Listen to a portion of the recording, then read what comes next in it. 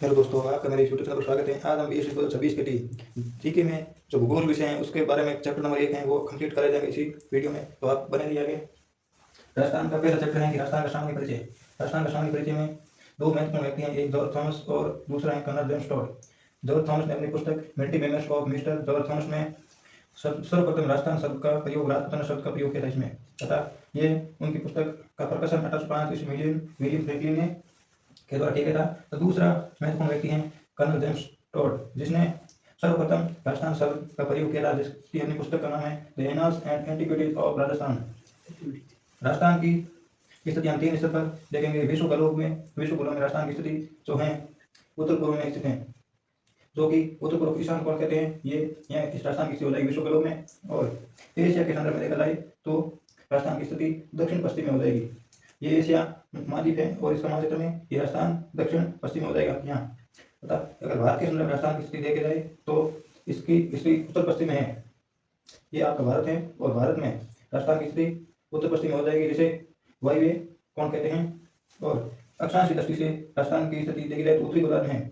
अक्षांश में राजस्थान उत्तरी गोलार्ध में है और देशांतरी दृष्टि से देखा जाए तो राजस्थान पूरी गोलार्ध में स्थित है। अब हम इस स्लाइड को साफ करके आगे बढ़ने वाले हैं।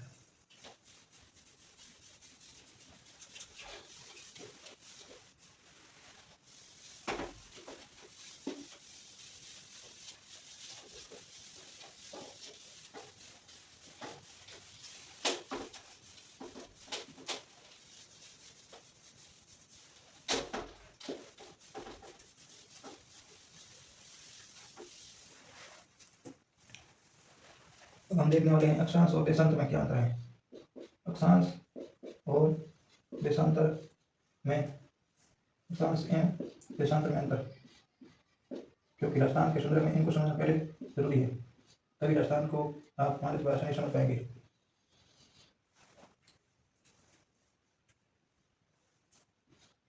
अक्षांश को देखा जाए तो पूर्व से पश्चिम, पूर्व से पश्चिम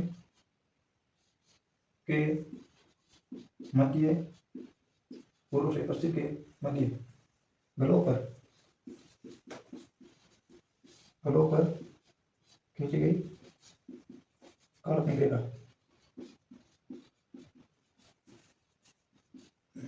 काल्पनिक रेखाओं को अक्षांश कहते हैं। अक्षांश कहते हैं।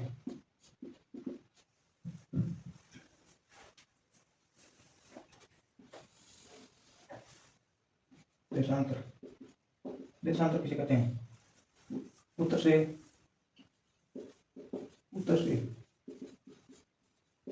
दक्षिण के मध्य, उत्तर से दक्षिण के मध्य गलों पर खींची गई काल्पनिक रेखा,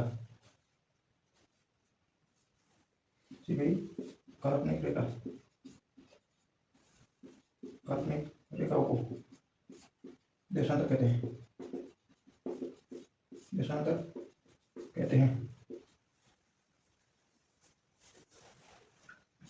दूसरा पॉइंट है कि अक्षांश से दूरी की गणना की जाती है। अक्षांश से दूरी की गणना करते हैं,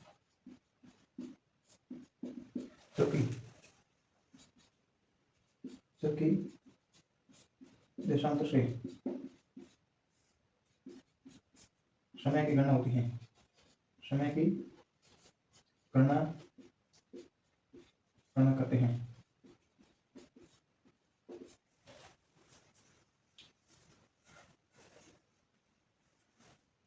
अब हम आगे बढ़ेंगे कि गलों पर अक्षांश रेखाओं की संख्या,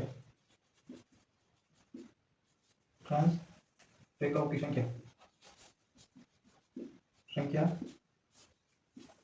179 है, जबकि अक्षांशों की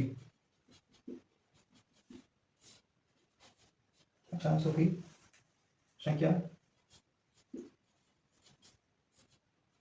100 81 हैं।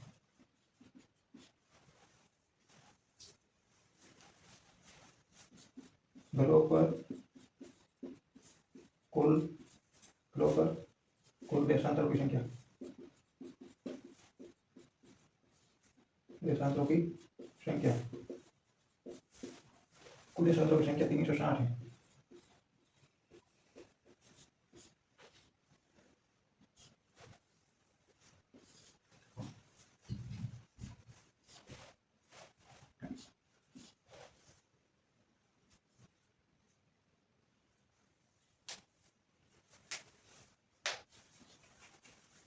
दो अक्षांशों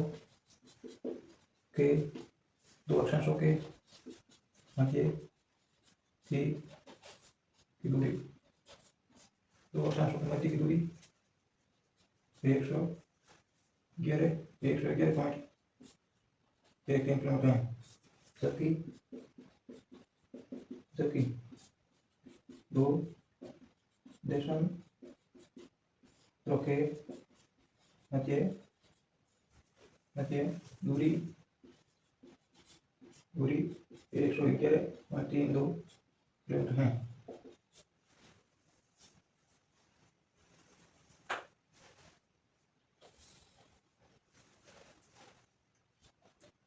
जीरो डिग्री अक्षांश रेखा को भूमध्य रेखा या विषुवत रेखा कहते हैं।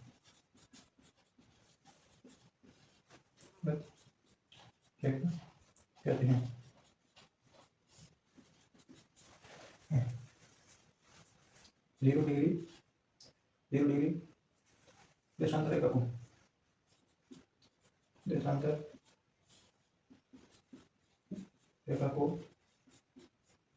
त्रिभुज रेखा कहते हैं। त्रिभुज रेखा कहते हैं।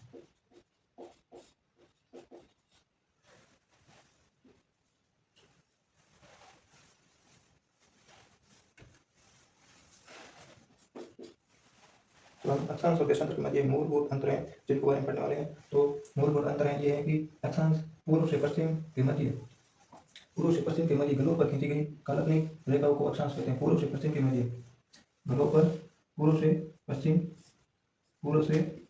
के मध्य खींची गई काल्पनिक रेखा को अक्षांश कहते हैं। जबकि उत्तर से दक्षिण के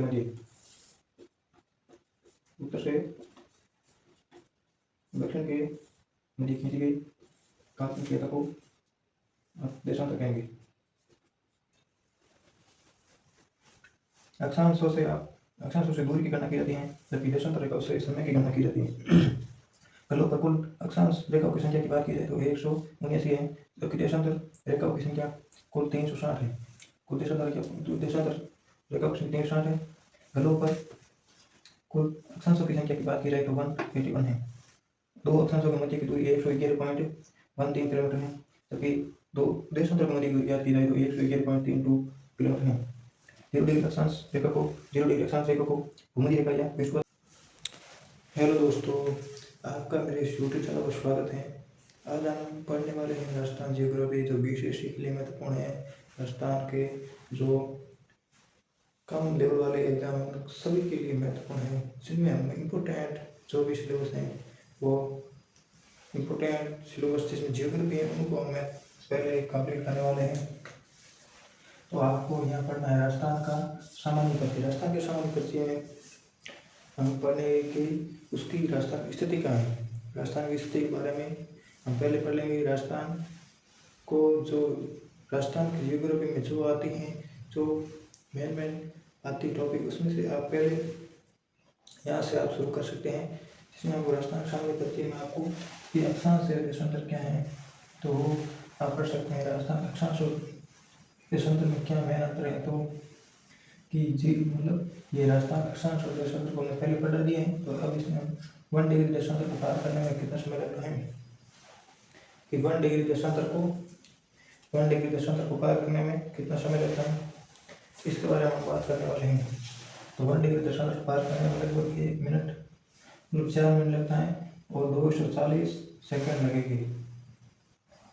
और भारत की मानक समय रेखा की बात की जाए तो भारत की मानक समय रेखा 62 डिग्री पूर्वी देशांतर है, जो कि प्रयागराज उत्तर प्रदेश के नैनी स्थान से गुजरती है। इसमें भारतीय मानक समय ग्रीनविच टाइम से 5.5 घंटे आगे है। ठीक है, तो इसमें ऐसा है कि ग्रीनविच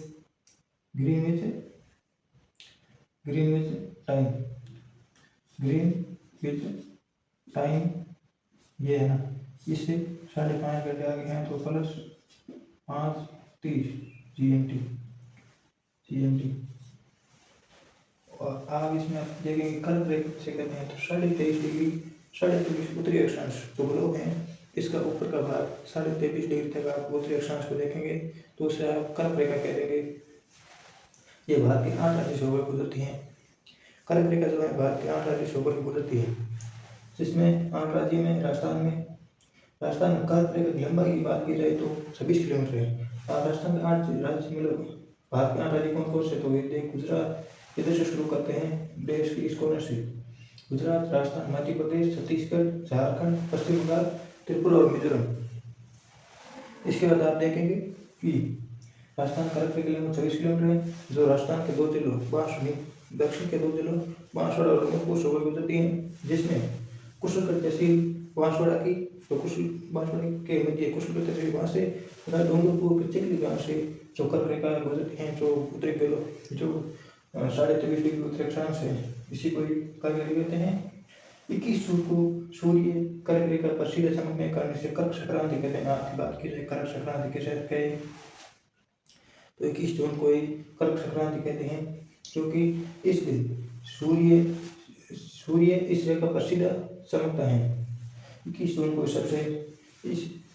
सूर्य सीधे चमकता है और इसी 21 जून को ही सबसे लंबा दिन और सबसे छोटी रात होती है। बांसवाड़ा पर ये सूर्य की किरणें सर्वाधिक लंबवत या सीधे पर बांसवाड़ा जो कर्क रेखा ना 2 जिलों से गुजरती है, इसमें बांसवाड़ा पर ये सूर्य की किरणें सर्वाधिक लंबवत जो है पड़ती है। और सर्वाधिक तिरछा कोण की बात की जाए तो गगन में, क्योंकि ये राजस्थान का नक्शा है तो यहाँ बांसवाड़ा है और यहाँ गंगानगर है। यहाँ देखो 23.5 डिग्री उत्तरी अक्षांश में तो यहाँ सूर्य यहाँ सीधी लंबवत बांसवाड़ा में।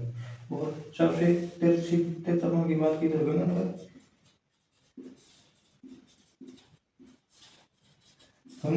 सबसे तेजी और सबसे सीधी यह लंबवत जो बांसवाड़ा पड़ती है।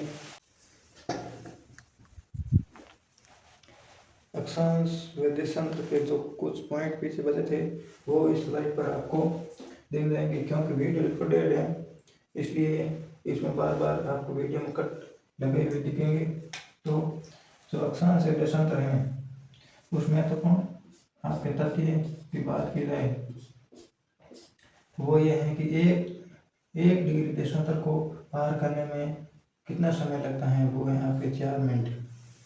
1 डिग्री देशांतर को पार करने में आपके 4 मिनट लगेंगे और 1 मिनट में 60 सेकंड होते हैं। इसलिए 1 डिग्री देशांतर को पार करने में 240 सेकंड लगेंगे। भारत की मानक समय रेखा किसको कहेंगे? भारत की मानक समय रेखा 82.5 डिग्री पूर्वी देशांतर रेखा को भारत की मानक समय रेखा 82.5 डिग्री पूर्वी देशांतर रेखा को कहते हैं, जो कि प्रयागराज उत्तर प्रदेश के निकट नैनी स्थान से गुजरती है। भारत की मानक समय रेखा 82.5 डिग्री पूर्वी देशांतर रेखा को कहते हैं, जो कि आपको इंपोर्टेंट ध्यान रखना है प्रयागराज के निकट नैनी स्थान से गुजरता है। भारतीय मानक समय रेखा ग्रीनविच टाइम से 5 घंटे 30 मिनट आगे है और ये समय देशांतर रेखा के देशांतर रेखा, ये देशांतर रेखा है, तो इसके पश्चिम में जाने पर इस समय में कमी आ जाएगी। ठीक है, अब हम देखने वाले हैं कि कर्क रेखा। कर्क